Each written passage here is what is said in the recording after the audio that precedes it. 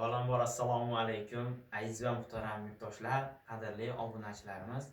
Mana bugun sizlar bilan ashaddiy mavzulardan biri bo'lgan, ya'ni qo'rqinchli tuyulgan mavzularimizdan biri assimilyatsiya va dissimilyatsiya jarayonlari bilan tanishamiz. Ya'ni bu mavzularga nom beramiz. Moddalar almashinuv jarayoni ham deb atasak mubolag'a bo'lmaydi. Demak, bu tayyorgarlik mitoxondriya, ya'ni sitoplazm bosqichlariga bo'linyapti. 1, 2, 3 bosqichda kechyapti. Demak, birinchi tayyorgarlik bosqichida boradi, ya'ni 100% lik issiqlik jarayoni, ya'ni oziq-ovqat iste'mol qilinganda, ya'ni ovqat iste'mol qilinganda to'g'rirog'i 100% issiqlik tashqariga issiqlik sifatida tarqalib ketyapti. Lekin bunda energiya ajralib chiqmayapti, ya'ni ovqat hazm qilish sistemasida. Ikkinchi bosqich bilan tanishamiz. Ikkinchi bosqich sitoplazmada kechadi, ya'ni glikoliz, anaerob, kislorodsiz, ya'ni chala parchalanish jarayonlari. Uchinchi bosqichga kelsak, uchinchi bosqich mitoxondriyada kechadi, ya'ni aerob deyiladi. Aerobga keyin to'xtalib o'tamiz. Nima degani? Bu sizlarga yangi so'z bo'lishi mumkin, aziz o'quvchilar, hurmatli obunachilarim. Ya'ni kislorodli ham deyiladi. Ya'ni kislorodli deganda uchinchi bosqichni olasizlar. Adashib qolmanglar. Endi qaranglar, dissimilyatsiya o'zi bu nima? Dissimilyatsiya bu katabolizm deyiladi. Ya'ni katabolizm, dissimilyatsiya, ya'ni ikki xil ma'noda atalyapti bu yerda. Dissimilyatsiya ham bir xil narsa, katabolizm ham bir xil narsa. Moddalar almashinuvi o'zi nima? Organizm va tashqi muhit o'rtasida to'xtovsiz sodir bo'ladigan tirik organizmlarning o'sishi, rivojlanishi, hayot faoliyati uchun sarf bo'ladigan kimyoviy o'zgarishlar majmui deymiz. Ya'ni sizlarga men anaerob bosqichini tushuntiraman. Ya'ni anaerob va aerob bosqichlar bor. Anaerob so'zi bu degani kislorodsiz bosqich degani, ya'ni ikkinchi bosqichga to'g'ri keladi. Aerob bosqichi esa kislorodli bosqichga to'g'ri keladi. Ya'ni bu uchinchi bosqichda kechadi. Xo'sh, ya'ni pastga qaraymiz. Doskaga sig'magani uchun men bu yoqqa pastga yozdim, sizlarga ko'rinarli bo'lishi uchun. Ya'ni bu birinchi bosqichda nima bo'ladi? Bu yerda hozir issiqlik sifatida ajralib ketadi xolosmi degan savol tuyuladi sizlarda, aziz obunachilarim, kuzatayotgan obunachilarim. Yo'q, bu yerda issiqlik sifati bilan birga polimer, ya'ni polimerlar monomerlarga aylanadi. Monomerlardan demak oqsil yog' polisaxaridlar ajralib chiqyapti. Oqsilimiz deydi. Oqsil bu yerda aminokislotaga aylanadi, yog' kislota va glitsinga aylanadi. Polisaxaridlar esa monosaxaridlarga ajraladi. Demak, bu testda juda ko'p tushgan savollarimizdan bittasi. Ya'ni oqsil birinchi tayyorgarlik bosqichida nimaga aylanadi desa, aminokislotaga deysizlar.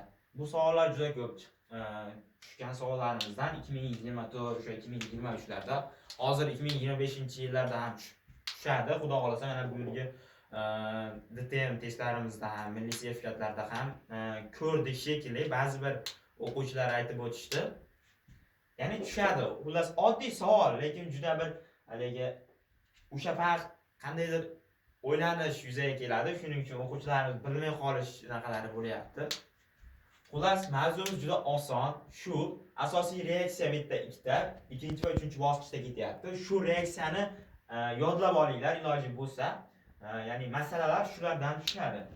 Birinchi bosqichda hech qanaqa, har qanday vaziyatda ham birinchi bosqichda hech qancha energiya, umuman 100% lik issiqlik sifatida tarqalib ketadi. Energiya umuman mavjud emas, ya'ni chiqmaydi energiya. Misol uchun ovqat iste'mol qilganlaringda, issiq ovqat iste'mol qilganlaringda tana haroratlaring qiziydi. Ya'ni ichlaringga issiq ovqat kirganidan keyin uni 100% issiqlik sifatida tarqayapti organizmda. O'shaning uchun odam o'zini issiq va tetik his qila boshlaydi. O'shaning uchun mana 100% issiqlik sifatida, mana buni tayoqchamiz bu ko'p joylarda tushadi, ya'ni kitoblarda ham keltirilgan. Bu tayoqchaga mayda detal, bunga to'xtalsak, bu issiqlik degani. Mana bu yerda ATFda degani, bu ATFda bu ATFda to'planadigan energiya bu degani, to'planadi degani. Mana bu chiziqcha to'planadi degan narsani anglatadi. Bunisi esa tarqaladi degani. Ya'ni bu yo'qolib ketyapti issiqlik sifatida, bunisi esa nima bo'lyapti? Organizmda ATFda to'planyapti. Demak, qaranglar, ikkinchi bosqichdagi moddalar bilan tanishamiz. Ya'ni bu yerda sizlarga yangi modda, mana men yozib qo'yganman hammaga tushunarli bo'lishi uchun. Bu degani mana glyukoza degani bu sizlarga yangi yo'llab olinglar. Glyukoza mana o'zi esa sut kislota degani. Sut kislotani mana alohida bir qilib deb yozib qo'yganmiz. Bu yerda sizlarga tushunarli bo'lishi uchun. Mana bu esa ADF deyiladi. ADF ya'ni men sizlarga uzun so'zini aytsam, bu qisqartirmasi bu yerda. Adenozin difosfat kislota. Takrorlaymiz. Adenozin difosfat kislota. Endi bu yerda adenozin difosfat kislota bu yerda adenozin trifosfat kislotaga aylanyapti. Ya'ni qisqartirmasi ATF desalarning mubolag'a bo'lmaydi. Endi qaraymiz, mana 2 mol suv chiqyapti, 120 kilojoli, ya'ni issiqlik sifatida mana tarqalyapti degani tevaga. Qaranglar, mayda detallar bo'ladi. Mayda detallarga e'tibor beramiz bu yerda. Ya'ni 120 kilojoli issiqlik sifatida tarqab ketyapti ikkinchi bosqichda. Glyukoza parchalanyapti. Bundan 120 kilojoli issiqlik. Mana bu yerda yozmayaptim men, aytaylar sizlarga. 200 kilojol общий energiya chiqadi bu yerda. Demak, 200 kilojoldan 120 kilojol issiqlik tarqab ketsa, issiqlik sifatida ATFda qanchasi to'planadi? Ya'ni organizmda qanchasi to'planadi desa, bitta ATFimizda kilojoli, bitta ATFimizniki yuradi bu yerda 40 kilojol yuradi. Demak, 40 kilojolga yuryapti. 40 kilojolimizda, ya'ni ikkita degani, 2 molekula degani, 2 mol degani, 2 ni 40 ga ko'paytiramiz. 2 ni 40 ga ko'paytirsamiz 80 kilojol. Demak, 80 kilojol energiya ATFda to'planadi degani. Ya'ni 80 ga qarang, mana 80 ga qo'shamiz 120 ni. Demak, 200 kilojol energiya jami chiqyaptimi? Shundan 120 si issiqlik organizmda, ya'ni ATFda qolyapti, adenozin trifosfat kislotada qolyapti, ya'ni 80 kilojolni tashkil qilyapti. Bu haqidagi masalalarga ham to'xtalib o'tamiz. Hali bu haqida masalalar juda ko'p kelgan aziz o'quvchilar, juda ko'p, juda. Har bitta mayda detallarga e'tibor berib ketamiz. Savollar bo'lsa, kommentariyalarimizda yozib qoldirishlaring mumkin. Ya'ni biz yangi ochildik. Xo'sh, mana 3-bosqichga to'xtalib o'tamiz. 3-bosqichda glyukoza parchalanmaydi. Ya'ni glyukozani davomi bo'lgan sut kislota parchalanyapti.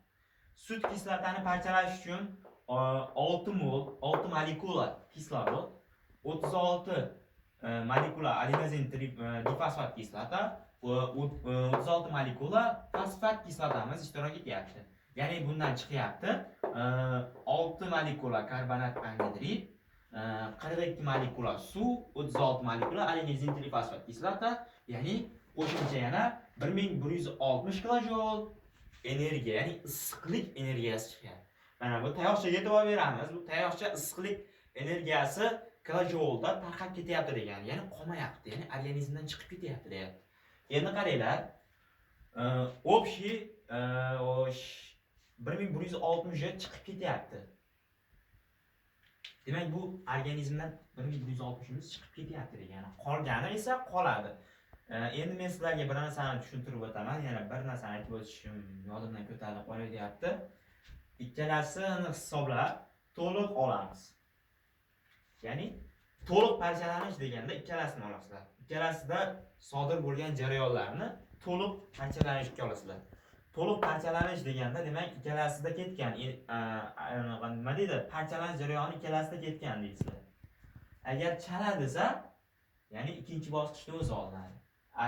Anaerob desa, ikkinchi bosqich, kislorodsiz desa, ikkinchi bosqich, chala desa, ikkinchi bosqichda olasizlar.